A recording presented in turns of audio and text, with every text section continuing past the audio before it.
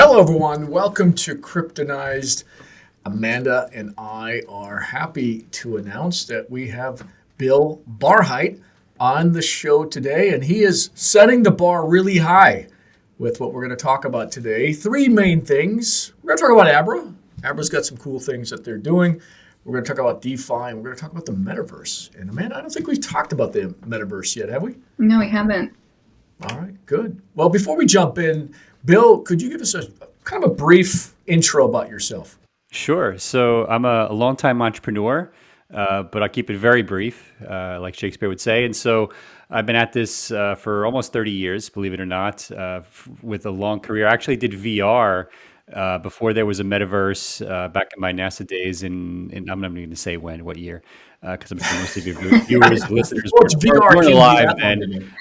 But I spent from there with all my financial background that I gained at NASA. I went to work at Goldman on Wall Street and worked in fixed income at Goldman Sachs, which was a fantastic MBA on the job, as they say, and really helped me tremendously now, although I didn't realize it at the time because it was 20 plus years ago, given that we're running a very large, effectively crypto fixed income operation on the lending side. And spent a lot of time in .com world, worked on myriad encryption and security functions at Netscape and also consumer internet. And really the last 15 years, my big interest has been in payments and also democratizing access to financial services is a big motivator for me. Started Abra about 6 years ago now. But my background is really, I'm a tech guy who has basically been running businesses for a while. Love software, love all things internet. I'm the go-to guy if you have a gadget that you can't sell and you need someone to sell it to. Yeah, I wish I was an EDM DJ, but I can't, so I do this instead. Well, you can do that at night. I could, but I have no rhythm, so it kind of balances out. So, well, I think half of crypto is an EDM. I don't know what the whole I think DJ they want to be. EDM I think scene that's is. what's driving. I think NFTs are driven by the price of Bitcoin and what people wish they were doing instead and can't do because they probably have no rhythm like me. But maybe that just makes me feel better about myself. I don't know.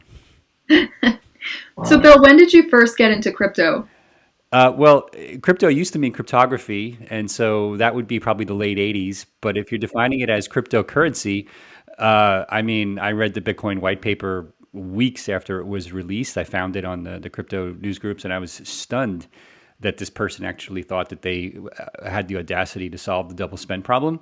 So kind of put it aside, but quickly revisited it a few weeks after that.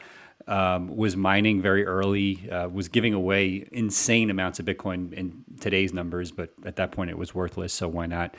But I was hooked very quickly, but not for the reasons that are driving Abra's success today. I think we'll come full circle soon enough, but I didn't really consider the long-term value of Bitcoin based upon its deflationary properties. At the beginning, I was enamored with this idea that you could have a intermediary-less currency and banking system that would democratize access to these services like money transfer, remittances, payments, where you have all these middlemen with their hand out, taking 10 to 12% of transactions from people who can least afford it. That was super exciting to me. Now, in the meantime, of course, these assets are worth insane amounts of money in dollar terms, but that wasn't really a driving interest to me. It honestly never occurred to me that people would care about the inherent value of a cryptocurrency long term, that the idea that you could do ephemeral transactions with no middleman was just so exciting, and maybe that's just the nerd in me, that was way more interesting to me on day one. Now, of course, the fact that we run a wealth management platform that also integrates payments is great, but it also allows us to set ourselves up to come full circle to what was super exciting to me in the first place. Well, that's interesting that you read it 2 weeks after it was released. So did you have any idea at the time who Satoshi Nakamoto was? No, I have suspicions today even, and I think it's. Well, what are they? I'm not going to say. Well, I'll say two things. I'll say one, I don't think that he, she, or they are academics in the traditional sense, meaning I don't think they're people sitting at universities with PhDs writing research papers in the traditional sense. There's a practicality to how Satoshi solved the double spend problem that an academic wouldn't do, meaning there's a reason why Hashcash didn't go the last mile. It's just impractical, right? I mean, you look at this and you go, well, this is the most inefficient transaction processing system ever designed by man or woman. Why would we want to use this? Well, if your goal is to solve the double spend problem and eliminate trusted third parties, then who cares, right? And that's a non-academic perspective on things. And I think that's one reason I'm convinced that Satoshi, let's call her she, that she's not an academic. Okay. And the other thing I would say is I would say this person is older, meaning not at the time of creation, because it's been 11, 12 years now, and probably earlier if you factor in the time they were working on it before we knew about it. I would say that person is probably in their 50s today, or group, just because the kinds of technology decisions they made point to other areas of knowledge from assembly language and other things, and even computer graphics when you dig in to what they're doing, that would be a little off the beaten path for more modern programmers. And so that was interesting to me as well. But those are my, I think, very reasonable speculations about who she is. All right. Well, let's move right into Abra. Why Abra? Why should anyone care about Abra? That's a great question. Well, you should definitely care about Abra. No, I mean, look, I think Abra exists for a very important reason, and that's to democratize access to the financial services that we want to offer globally. I want to have one single service platform ultimately that enables people in the US, Guatemala, Philippines, Ecuador, the UK to be able to access exactly the same services, whether you're wealthy or poor or somewhere in between. That shouldn't matter in terms of your ability to participate in a global economy. And Bitcoin and Ethereum and other crypto-based technologies are great enablers of that. And Abra is going to package that for consumers in a way that makes it accessible, easy to use, gives you the on and off ramps with the old system until the old system doesn't function anymore. And at the same time, is going to go stepwise through this as the market itself develops, meaning in the early days, it might be investing in cryptocurrencies, then it might become gaming, and then it might become NFTs and collectibles, and then it might become our full-fledged bank account when we're doing things like borrowing against our Bitcoin in dollars or getting credit cards against our Bitcoin as effectively a securitized line of credit. These things are going to evolve over time, and we're going to evolve with it. But ultimately, I think this is the bank account of the future, and that's why I think Abra matters. And how is Abra perks and crypto perks redefining the game for crypto banking? Yeah, that's a great question. So I've been studying, what happened back in 2017 with the ICO boom and what's happened since with a lot of the DeFi-based tokens, how certain execs, even our competitors' execs, have gotten rich off of ICOs and tokens at their customers' expense. At the same time, I said, okay, there's some inherent benefits in some of these token models, okay, around technology and consumer benefits. Can we create a token-based model, or someone create a token-based model that has those benefits in a way that no one owns it, meaning it's totally decentralized, doesn't enrich people like me or other execs, but purely exists to the benefit of the users of the system. And if they make money on it, so be it. Or if I'm a user on par with other users, then I'm no different than anyone else. We created the idea of crypto perks and then gave it away. We created, I wouldn't say we created, a foundation was created based in Switzerland, in Zug, which is like a hotbed for crypto activity, which will eventually be spun out into a DAO, a decentralized autonomous organization, so that no one owns it. So let me explain what crypto perks is. So crypto perks is effectively a rewards token. Initially, it will be the rewards token for Abra, and you will get outsized yield. So today we pay 9% on dollar deposits as stablecoins. That'll jump to 14% with the incremental piece being paid in crypto perks, CPRX. You'll get cash back on trades. Effectively, we'll be paying you to trade. you're going to get a negative interest rate on loans. In other words, you're going to get principal back on the loans, all paid in crypto perks. And the idea is to use this as a global test to incentivize other banks, card issuers, airline travel programs, even gamers to ultimately apply for grants to integrate crypto perks as their rewards token as well, because we're only getting, I think, like 30% of the tokens. The other 70% will be granted by the alliance to other programs. And then the exchanges are going to be listing CPRX starting November 15th, and several exchanges have already agreed. And for the first time, you'll have a rewards token that gives you these benefits, but will also float freely. So if you were redesigning, for example, member rewards at American Express with their point system, I think in 2021, this is how you would do it. You wouldn't just issue points on the balance sheet. You'd create a token economy that would interoperate with a lot of other people on open standards and make it liquid. And then let developers use it for lots of different applications. Abra just happens to be the first really cool application, and our users are going to love it because the rewards they're going to get are enormous. Wow. Okay. And this concept has been done outside of crypto. I haven't seen it inside of crypto, and I know it's very effective if it's rolled out properly. And you have the added benefit of if the actual crypto reward system is monetizable, where you can go to an exchange and exchange it whatever you want. That's pretty cool. Yeah, I mean, Amex sets a, by the way, just to be clear on that, Amex sets a par value for points that you earn. All banks do, right? And then you can exchange those for miles and other things, and that value doesn't really fluctuate because they create the points forever. So they're kind of like a stable coin to some degree, right? And they sit on their balance sheet as banks or as mile programs, and they're just not regulated as banks, right? So what we're saying here is the float is fixed.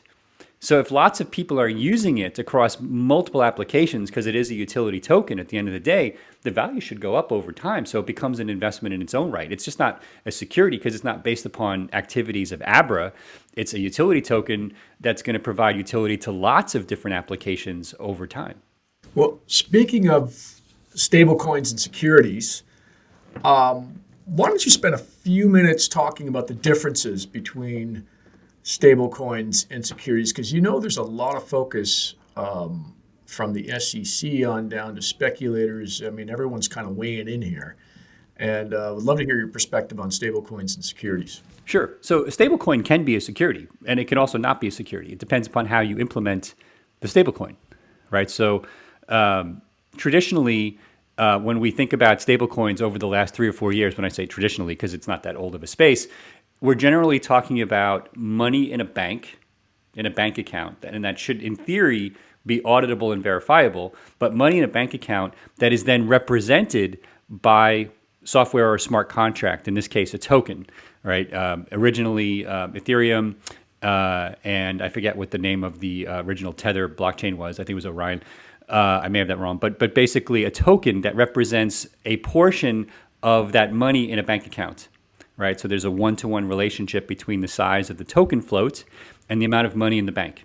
Now, since then, and by the way, in the US, we have what are called prepaid access rules that actually stem from the prepaid card space that are overseeing how most of this works today. Meaning, if you issue a prepaid card, you have to have a float in a bank account that mirrors the value locked up in those prepaid cards.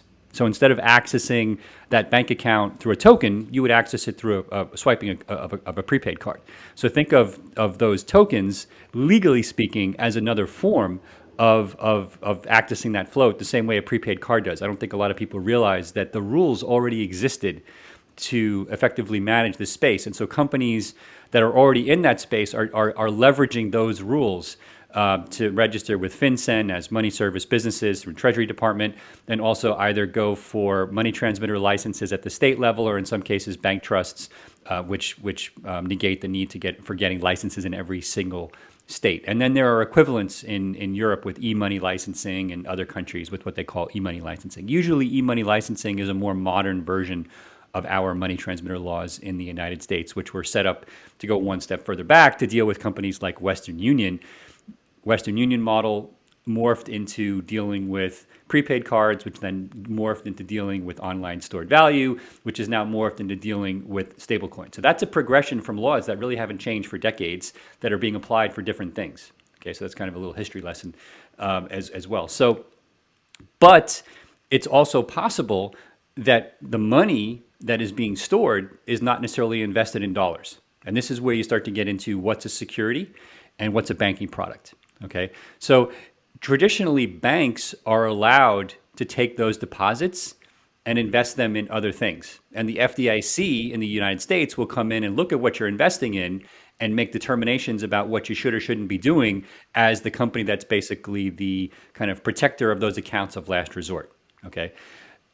One of the things that they generally won't do, for example, is take your deposits and put them in Apple shares. Okay. Now, it's not because that's illegal. It's because the FDIC would say, please don't do that. All right. And so then the question becomes, what is Tether or Circle allowed to do and not be deemed a security in terms of what they're doing with those dollars? And that's an open question that I think has not really been clarified by the regulators yet. I'm sure there's a clear answer, and I'm sure lawyers are giving their opinions to companies that are in that stablecoin space. None of that has been tested in the courts yet. I'm sure it will be at some point, and we'll see. And so it's not really a gray area. It's just that there has to be a tested definition between what's cash in a bank that's not a security if you're making a stable coin versus, hey, I'm taking the cash in the bank and invested in other things that would make this a security. And that point hasn't really been fully clarified and tested yet. And we're getting actually differing opinions, even within the government. I've heard Chairman Gensler say one thing, and I've heard OCC folks and state regulators say something completely different. And they're not in sync yet. And so it's just another application of existing laws. I just hope they don't really feel the need to start creating a whole bunch more confusing laws and just basically get clarity on what's already there. Anyway, sorry for the ramble, but that's kind of the state of how we got here in a quick synopsis. Yeah. So how has Abra enabled financial futures across the globe? What countries have been most impacted? Yeah. So building on the stablecoin model, right? We take deposits from like 100 countries today. It's awesome, right? We see just stablecoin deposits coming in from all over the place. We also enable people to deposit via bank wire, ACH, and other even cash in some countries via remittance networks, and those are converted to stablecoins. And then some people convert those to Bitcoin or Ethereum. Some people put them in Abra Earn and make 9% or soon 14% interest on those cash deposits. And so it's part of democratizing that access to financial services is what that stablecoin model has done for us. And it's been a big boon for a lot of our customers, especially people who like the idea of holding dollars, because their government issued currency is even more worthless than the dollar seems to be headed. And so the dollar seems to be a better shitcoin for those people, I guess. Why should anyone care about regulations? I mean, so what? The U.S. passes a few laws. These things are really untouchable, especially the more decentralized they are. They're really untouchable. Yeah, well, okay. By those regulators. Yeah, let's unpack that. So first of all, don't break the law. So in that regard, I care. Even if I don't agree with the law, I as CEO, I follow the law. And so if law is X, we do X. And so that's part one. I think there's some confusion on the regulator side around what consumers are asking for. We don't really hear a lot of requests for more consumer protection in the crypto space, right? I think most people who are in the crypto space are partially untrusting of the government and looking for a hedge from the existing system, which is somewhat orthogonal to the idea of government-based consumer protection. But that aside, don't break the law. Now, the implication of the second part of your question was, well, if things are moving towards a DeFi model, what do government rules even mean? Does the government have a role to play? And we'll see, right? Now, I'll give you my favorite example, kind of pre-crypto. Let's talk about BitTorrent, right? The BitTorrent file sharing service. It's probably the first big consumer-facing service besides the internet itself that didn't have an off switch. Meaning there was no way for a regulator or the courts to say, shut it off tomorrow. Not possible. Even today, you can't shut it down. So The record labels in their infinite wisdom decided, hey, we can't shut it down, so let's sue the consumers. That didn't work out too well. And they just said, well, screw you. We're just going to keep doing what we're doing anyway. All right. So the same thing seems to be happening in finance now with this DeFi model, meaning you can build services that have no off switch. Now, keep in mind, banks are closed more than they're open, right? Count the number of hours in a week, 144 hours in a week.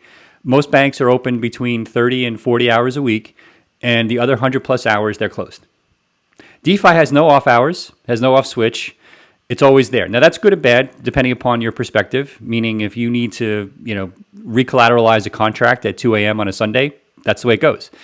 But the benefits far outweigh, right, the hassles. Far outweigh, right? Now we're super early. There's a lot of hacks happening. There's a lot of contracts, smart contracts, code being deployed that's not fully tested. That's leading to a lot of breaches. People say, oh, Ethereum is it's being hacked constantly, and that's nonsense. To my knowledge, Ethereum's never been hacked. These contracts that are being written poorly are being hacked because people aren't testing them. And we have this thing called a test net on Ethereum. It actually allows you to deploy code before it's ready. And I'm being obviously facetious, but the implication is I wish more people would spend more time in that test environment before they deployed contracts worth hundreds of millions of dollars. But those are growing pain issues, in my opinion.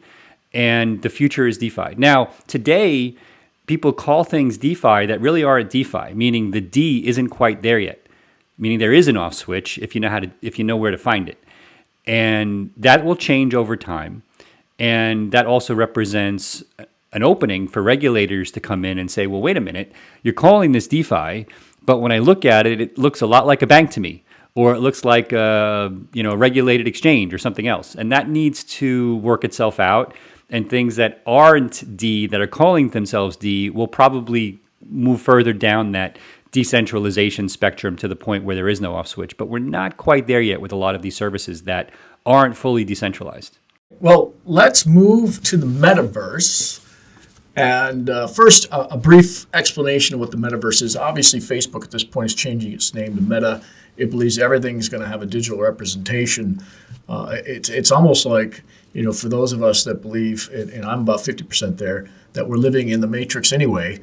It's almost like we're recreating a matrix within a matrix is what it feels like to me. Yep, that's exactly right. What are your quick thoughts on metaverse? And then let's dive into some of the projects that you like. Sure. And I don't know if we're in the matrix and developing a matrix inside the matrix, but it sure does feel like it sometimes. Anyway, so I love this idea of self-sovereign ownership and the convergence of self-sovereign ownership over things like gaming tokens and virtual real estate with the banking system.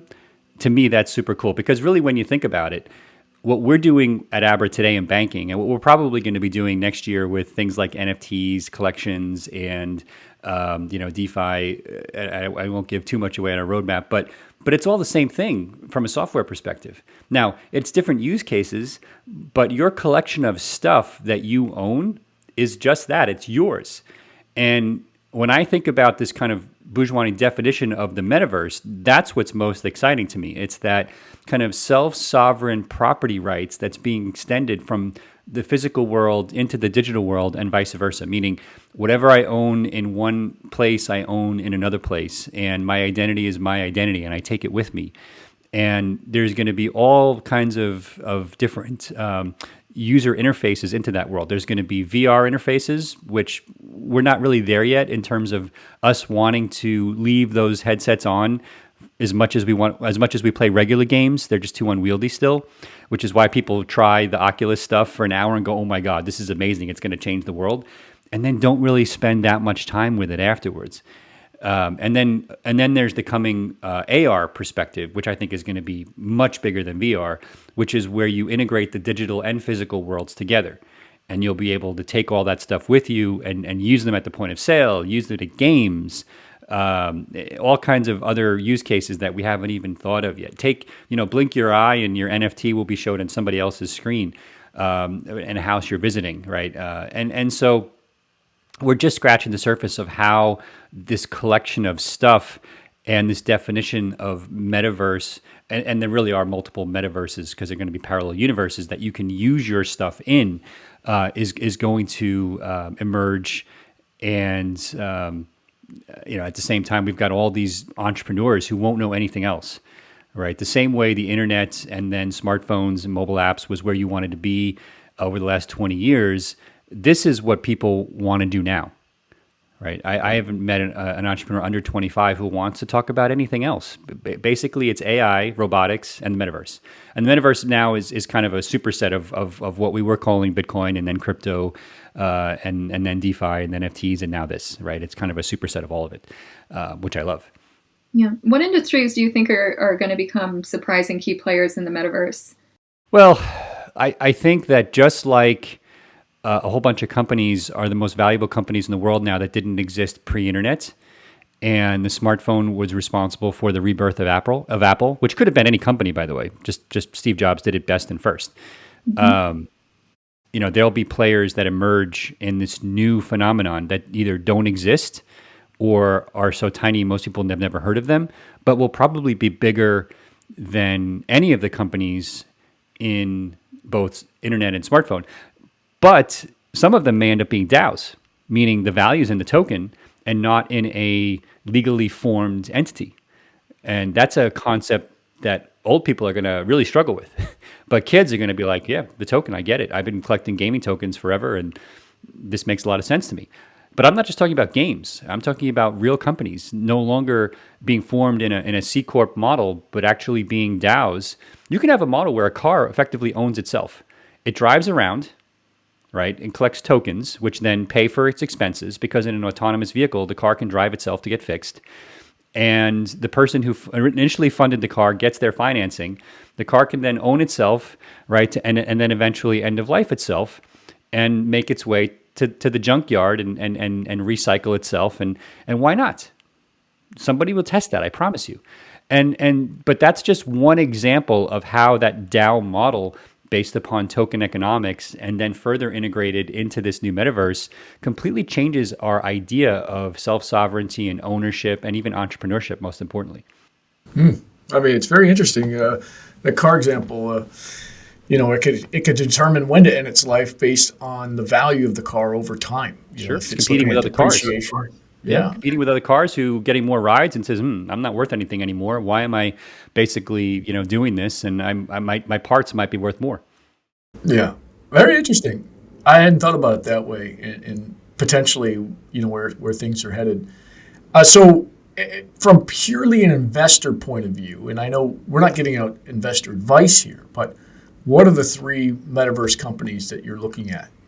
Well, I mean, ultimately, as it relates to crypto, I mean, I'm bullish on Abra. So in that regard, there are going to be multiple wallets that integrates.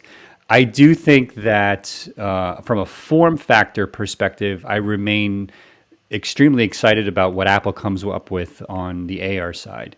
I think Facebook is appropriately taking a lot of shit right now, and they should. I mean, the scrutiny they deserve. But on the other hand, we keep using it. So, we all complain about it, but then 2.5 billion people keep using their services. So at some point, you kind of lose the right to complain, because everything has an off switch. So I am excited about what they come up with. Regardless of what people think of them, they have a lot of smart people, and they are knee deep in crypto as well. With Navi and other things. And so, but I look at all these startups, like I have friends that are investing right now at Galaxy Digital, for example. They're investing in a lot of companies in the NFT space that are coming up. And I'm really excited about that. I think there is going to be a whole bunch of games in particular that take the, what's that block model that the kids used to play where they make the online worlds? I just did a brain freeze on that. Minecraft. Take the Minecraft model, integrate it with crypto, open source everything, and all of a sudden, and I'm seeing a few of these, and the timing is right for this, and it's going to be awesome. It really starts to look like Ready Player One, but with this DAO model, and I think that that's going to basically start to create a virtual real estate business, economy. It's going to basically create a new banking economy, which is then going to integrate the banking economy that we're going after into one system. And so, while I don't know who the three companies are that you've never heard of that are going to win, when I look at the companies getting funded right now, it's really game changing. And it's Moore's law is just continuing to do its thing, and we're on the next generation. And it's been it's been a 50-year march towards a decentralized world, right? Post Bretton Woods, post monetary standard changes. We've had the PC, then the internet, then smartphones, now crypto, and then metaverse, and the march continues. And this is simply the next evolution. Yeah. Well, let's wind things up, and a few things that we like to ask everyone that appears on the show, and I'll start with the first one. Amanda can close with the second one. But is what advice do you have for? Let's use my 16-year-old son. What advice do you have for people just starting to get into crypto that have a rudimentary understanding of it that really want to start diving in? Yeah, don't put all your eggs in one basket when you're learning, right? So you go to YouTube. I mean, kids learn on YouTube today, whether Yes, you're learning to play that's how he's learning. learn piano or guitar, which is what my middle son did, and or you're learning psychology, whatever. It's all YouTube. As long as you're basically getting a lot of different perspectives, right? Don't just listen even to me. I've got a ton of content out there, but I've got other friends who disagree with a lot of what I say. But form an opinion based upon what you're hearing from lots of different perspectives. There are really simple sources. I love Andreas Antonopoulos' books because he gives you lots of perspectives, not just on Bitcoin, but on Ethereum and other things. And then when you start investing, make sure that it's money that you're capable, that you can easily lose and still function. Meaning it's not going to ruin your life if you, nobody's life is ruined by losing money if they really think it through. But certainly from a responsible investor perspective, make sure that you're okay losing this money, and then go from there. And as an entrepreneur, make sure it's something that you're truly excited about. And it's not just about the money, because there's lots of ways, so many ways to make money as an entrepreneur. If you're not focusing on something you're truly excited and passionate about, it's just silly. It's a waste of time. And that shouldn't be hard for anybody who's really paying attention today to find that one thing for now. And it may end up being 5 or 6 different things, because the hardest part about being an entrepreneur is timing. Because what you're excited about may be too early or too late, and getting the timing right is often a challenge. I would say Twitter too. Twitter, especially in the crypto scene, I tend to go down these rabbit holes of reading threads that you can learn so much from thought leaders in the space just through this social platform.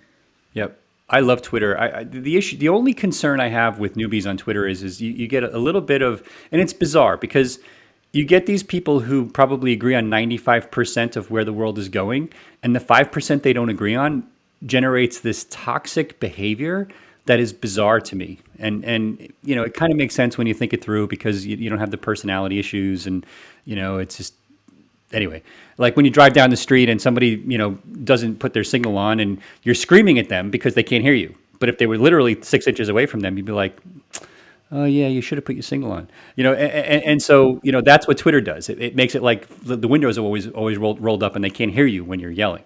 But independent of that, I follow some people I've learned a ton from on Twitter and even Facebook groups. And so yes, in that regard, I strongly agree with you. All right, and last but not least, Bill, what will the price of Bitcoin be at the end of the year?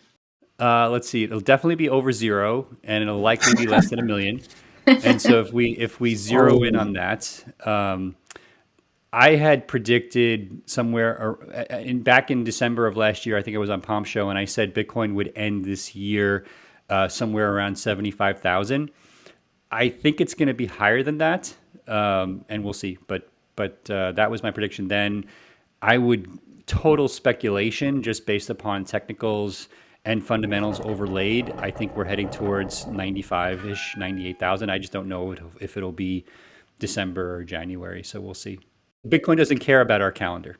So It doesn't. No, it doesn't. But okay, we'll lock your prediction in at 95. It's been all over the place.